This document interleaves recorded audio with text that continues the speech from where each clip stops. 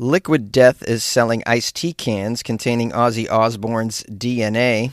Festival goers are warned against making accidental emergency calls from their Apple Watches in the mosh pit. And a hammerhead shark falls from the sky and lands on a disc golf course. These are the weird stories for Wednesday on Weird AF News, the only daily weird news podcast hosted by a comedian inside a closet. Here we go. Liquid Death, the beverage company, is selling cans containing Ozzy Osbourne's DNA. That's a strange product. I'd like to know what the source of the DNA is, because it could be disgusting. I mean, it's probably going to be disgusting. Is this guy going to taste like sweaty scrotum of an aged rocker? It says here, in the most unhinged merchandise drop of the year, Liquid Death has teamed up with Ozzy Osbourne to sell the Prince of Darkness's actual DNA. He's dead, right? I think he's dead. So how have they teamed up with him? Oops, I looked it up. He's actually still alive. He's 76 years old. Well, he appears dead to me, so forgive me. He sounds dead. You ever heard him talk? Talks like a zombie on The Walking Dead. I'm Ozzy. I put my DNA in a can. You want to buy my DNA in a can? You just drink my DNA, right, idiot? All right, back to the article. Sorry about my poor Ozzy Osbourne impression. This product is called Infinite Ozzy, and it is the ultra limited release that features 10 empty cans of Liquid Death iced tea that were drank by Ozzy Osbourne himself, each one sealed to preserve traces of his genetic material. You mean his drool? Like, that's his saliva, right? People are buying cans that were drank by Ozzy? Wow. Well, I mean, they're buying bathwater of influencers and whatnot, so I guess this is something similar. All right, I'm curious to find out what you'd have to pay for a can of Ozzy Osbourne's spit, also known as backwash. You guys familiar with this term, backwash? I'm not sure if that's just something we said as kids in New England or if the rest of the world uses that phrase. Backwash is when someone has a sloppy sip of your drink and their saliva goes in it. That's called backwash. That's something we want to avoid. But in this instance, someone's probably paying $1,000 for Ozzy's backwash. Now, it says, according to Liquid Death, the DNA-loaded cans are housed in lab-grade containers, each hand-signed by Ozzy Osbourne, and are being offered for $450 a can on the Liquid Death website. Wow. I guess for people who just don't know what to do with their money. They have too much money. You know, some people have this problem. I don't know what that's like, but imagine having so much money that you just buy old man spit. Now, it says here, each of these cans containing Ozzy's drool were laboratory sealed, and their timely arrival comes just weeks ahead of Black Sabbath and Ozzy's final concert on July 5th in Birmingham, England. Did I say that right? Birmingham? I don't think you pronounced the ham there. A statement from Liquid Death's PR team says, once technology and federal law permit, fans can use this DNA to try to clone Ozzy in the future and enjoy him for hundreds of years to come. Wow, they're marketing this as a way to clone Ozzy in the future. I don't think your casual fans of Liquid Death have the technology to clone a human being. In fact, I don't even think it's legal. Maybe some point in the future. There's a quote from Ozzy as well that says, "Clone me, you bastards." So I guess Ozzy's on board with this. Does Ozzy realize that this could come back and bite him in the ass because someone could leave his DNA at a crime scene, or at 10 crime scenes, someone could do some serial criming and pin it on the Prince of Darkness. Is he aware of this? Did his lawyers discuss this? The other question I have is, how did the FDA approve this? Because it doesn't sound very hygienic to sell somebody's drool in a can. I mean, how does this even make it to the market? Although I need to remember who runs the FDA here in the U.S., and so I guess it all makes sense at the end of the day. This is certainly one of the more bizarre examples of music merchandising you'll encounter, says this article. But after Dr. Squatch hawked bar soap infused with Sydney Sweeney's actual bathwater and it sold out in seconds, we can't say we're too surprised about this. Yeah, someone else sold their bathwater, and doesn't someone have their vagina candle? Meanwhile, Liquid Death has long been associated with heavy metal, starting with the name and the can designs. In addition to previously partnering with Ozzy for its Death Dust electrolyte mix, the brand also once rolled out a Super Bowl commercial featuring a cover of Judas Priest's Breaking the Law and hilariously teamed up with Depend for the Pit Diaper, an actual adult diaper that's meant to be worn at a concert so you don't have to take a bathroom break mid-show. I've never heard about a pit diaper. And the article ends with a video of Ozzy introducing the liquid death DNA cans. As if anyone can understand what this man says. Can anyone understand? Right, because I'm a old, and then might see it if you want to buy it on the website, and then come to my concert, last concert in July 5th in Birmingham. See, right, approved by Ozzy. Yeah, boy. Musical festival attendees are warned about making accidental emergency calls from the mosh pit on their Apple Watches. When hundreds of 999 calls came in from fans at the Download Festival 2 years ago, the emergency services must have thought a disaster was unfolding at this 3-day heavy metal gig in Leicestershire. Did I say that right? Leicestershire. I'm trying to master these UK cities. I think I'm doing okay. All right, I'm also learning about the Download Festival, which is a heavy metal festival, apparently. The article says, the emergency calls were made automatically from smartwatches and other devices worn by fans because the technology assumed that people in mosh pits had actually been in a collision instead of just moshing. In a sense, they have been in a collision. They're colliding into each other. I've never really understood the mosh pit mentality. I look at those moshers and I think, wow, that's some Neanderthal behavior. Not to say that I didn't try it. I tried it one time, and that was enough for me. I was like, that hurts, and I'm not watching the show, so I paid a lot of money to be here. I'm not going to spend it not watching the stage and possibly bruised and bloodied, but people are into it. Okay, now, the local police force and emergency services are urging those that are attending the Download Festival to turn their devices to airplane mode or disable emergency alerts, especially on the Apple Watch, in order to avoid the unnecessary emergency calls 999. In the UK, it's 999, not 911. Are you aware of that? I learned that a few years ago.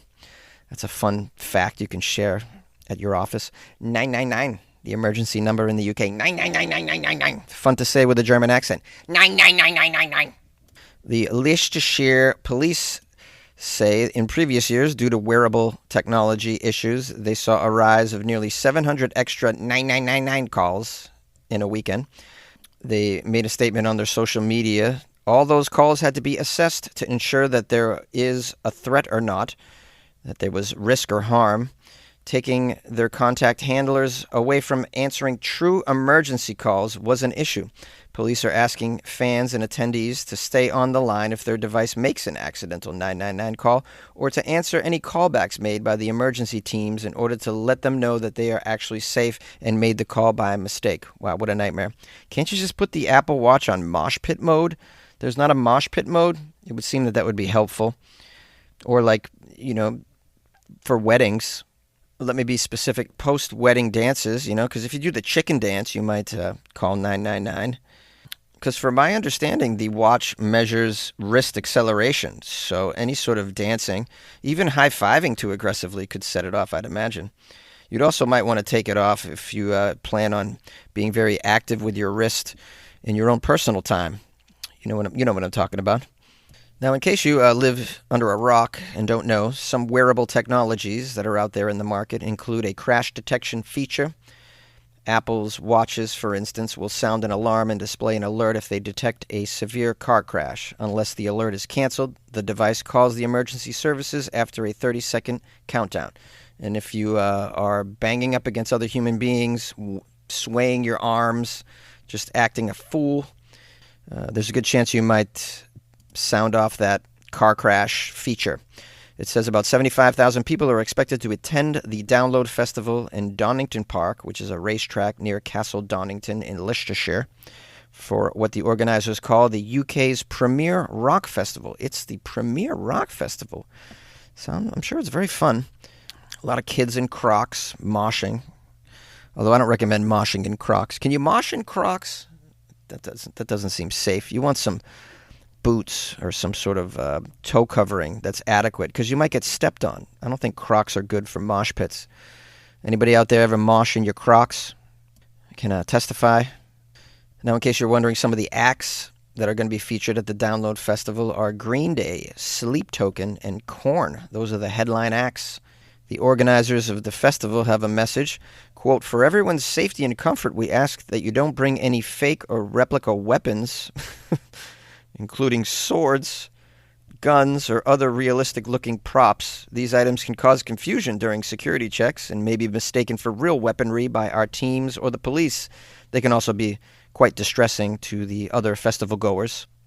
Wow, swords, toy guns brought to rock concerts. Things have changed since I was a youth.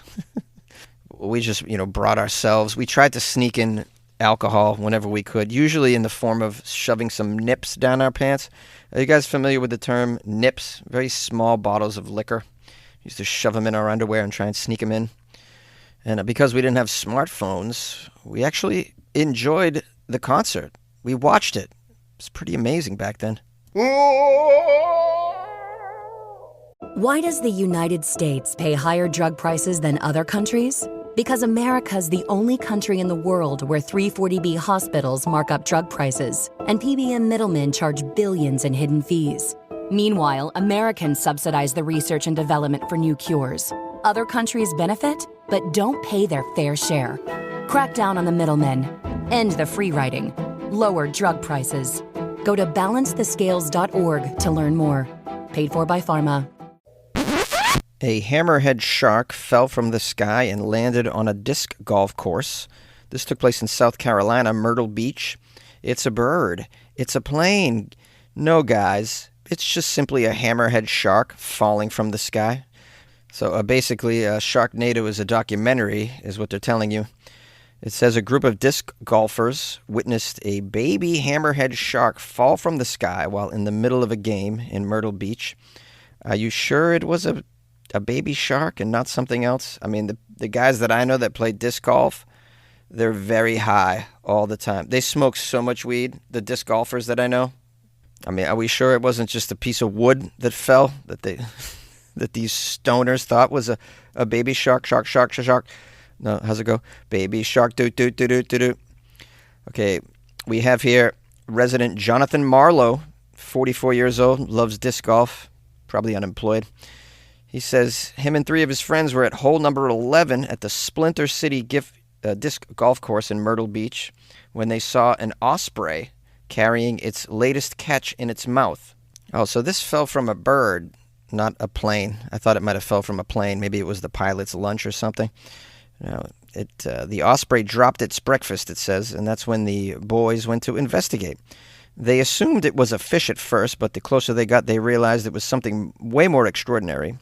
It was a shark, a baby head shark, to be exact, measuring about 1 foot long.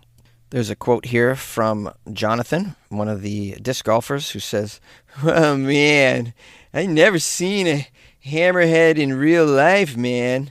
And then here I was, looking at a baby hammerhead shark right there on the ground. It literally fell out of the sky. Literally, man. It fell out of the sky. Literally. It literally fell. Right on hole 11, man. Our other buddy, Jake, was like taking a whiz behind a tree. He came out and was like, "Whoa, dude, is that a shark?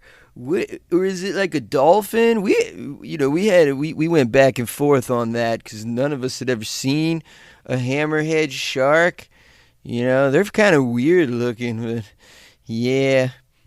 We didn't even know where it came from. We thought one of the other golfers threw it over there, and then we were wondering, why didn't anyone yell "for" or yell like "shark"? It's just real. It's golf etiquette, man. You gotta let us know if a sea creature's coming our way, man.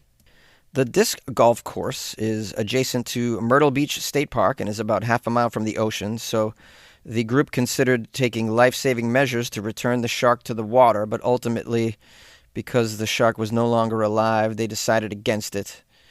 Wow, look at the brains on these fellas. Now, the article says the disc golf course is a perfect place to be out in nature. It's quite common for players on the course to encounter snakes, raccoons, and alligators, along with owls. Hammerhead sharks, of course, falling from the sky, out of the ordinary. Several species of hammerhead sharks have been recorded off the coasts of South Carolina and Georgia, in case you're wondering, including the bonnethead, the scalloped hammerhead, and the great hammerhead. That's according to the South Carolina Department of Natural Resources. So there's some hammerheads in the area. So obviously what happened is the bird scooped it up and then unfortunately lost its breakfast on the course. Also known as dropping the hammer. Come on, guys. Dropping the hammer.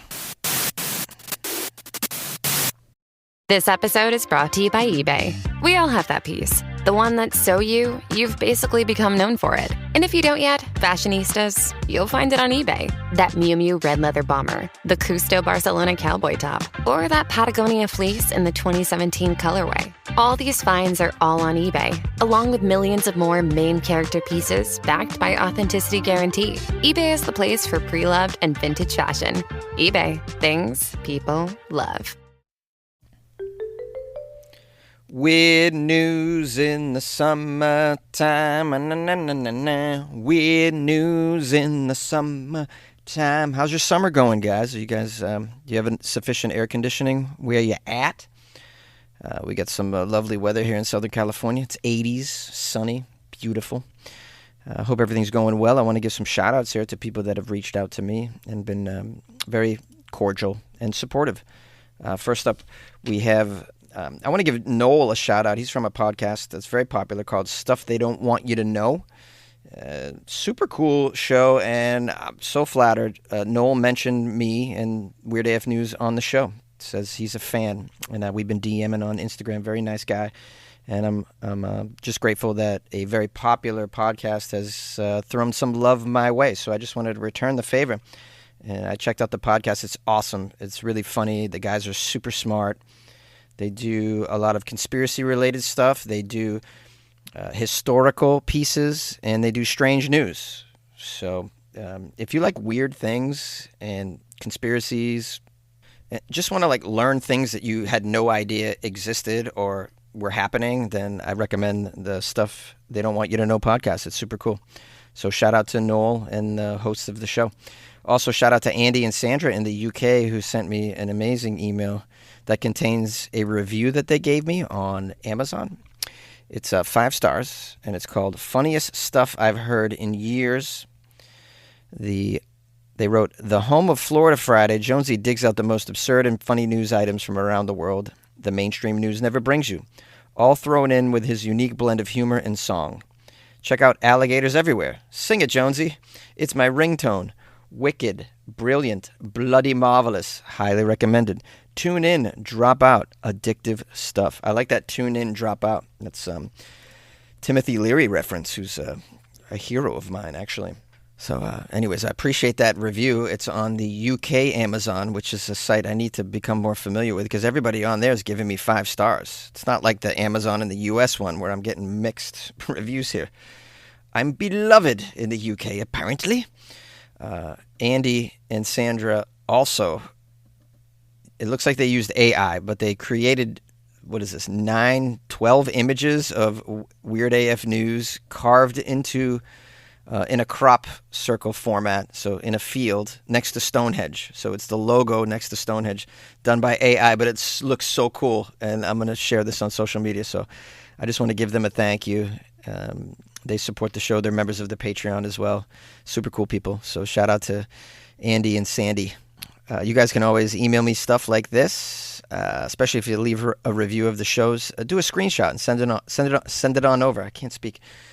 funnyjones@gmail.com, or I'm on Instagram @funnyjones as well.